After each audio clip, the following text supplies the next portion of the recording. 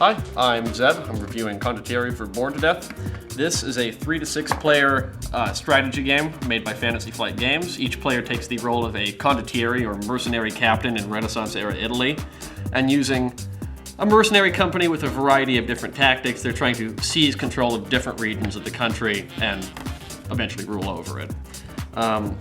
The components of the game are a few different things. Each player takes a set of colored cubes. There's 6 in total. There's the Condottiere token that indicates basically where the battles will be fought. The Favor of the Pope token that blocks off an area temporarily from having battle fought in it. The main deck of cards, which is used to form mercenary companies and battle lines. And then the board itself, which has 17 territories, I believe. So there are a few different types of cards that come into the game. There are the mercenaries, which I will show here, which go 10, 6, 5, 4, 3, 2, and 1. Battles are won when each player, one at a time, will go around and play a card out in front of them. At the end, once each player has either passed or gone through all of their cards, the battle line's total strength is tallied up and the winner is declared. So obviously from each of this, cards have different strengths, 10 being the highest, 1 being the lowest. There are 10 of the 1 cards and 8 of each other kind. Then there are a few special cards. The Scarecrow, the Surrender card, which ends the battle immediately, the Bishop, which removes the highest strength card on the field from everybody's hand. So if everybody's played a 10, all the 10s just get thrown out. That also moves this white token to a different area of the map. So if, let's say I play the Bishop and I don't want my opponents fighting in Venice because if they take Venice they'll win, I put it there. Winter reduces the strength of all cards, all the white bordered cards that have been played, to 1. It can be used to cripple people. Spring adds 3 to the highest strength card, so if the highest strength card was a 4, it would add 3, it would become 7 temporarily. The Heroine has 10 strength and her strength does not get changed or altered, so in the midst of winter, the Heroine is still worth 10, can be very powerful. The Courtesan, whose strength is only 1, but whoever plays the most of these can actually become battle captain despite the winner normally getting it. And the Drummer. The Drummer doubles the strength of all the cards that have been played. So, the game starts, everybody gets 10 cards. Hypothetically, we'll say that what I have here is my hand, although that's not a very good one, I only have 1 mercenary.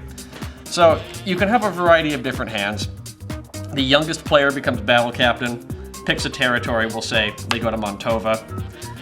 Starting with him, he can either put down a card out in front of him, like so, or pass. Once you pass in the middle of a battle, you're done. You don't get to fight. Whatever cards you've played stay out in front of you. It is possible for the player who's passed to win, although it's unlikely because he cannot continue to direct the events.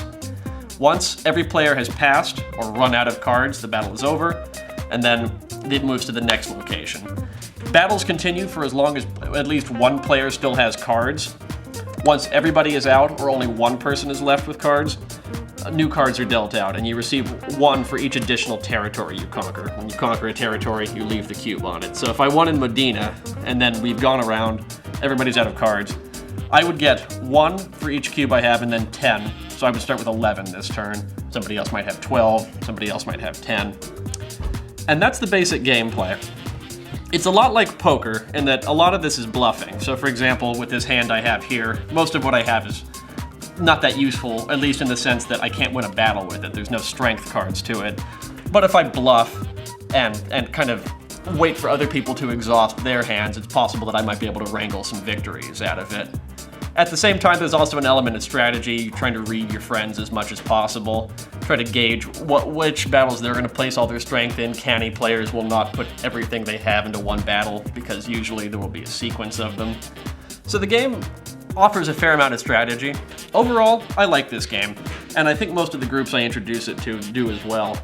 It's got just the right balance of strategy that at each game you have to think a fair amount about, but it's not too intensive on time. I'd say the average game time is hour and a half. A little bit longer with big groups, but that's the nature of a 6-person game usually. I honestly can't think of any real serious complaints I have with it. I even like the packaging when it comes right down to it. It's nice and it travels really well. It's portable. I'd give this game a 9 out of 10. If you like strategy, or if you like any element of bluffing and screwing with your friends, this is another winner by Fantasy Flight.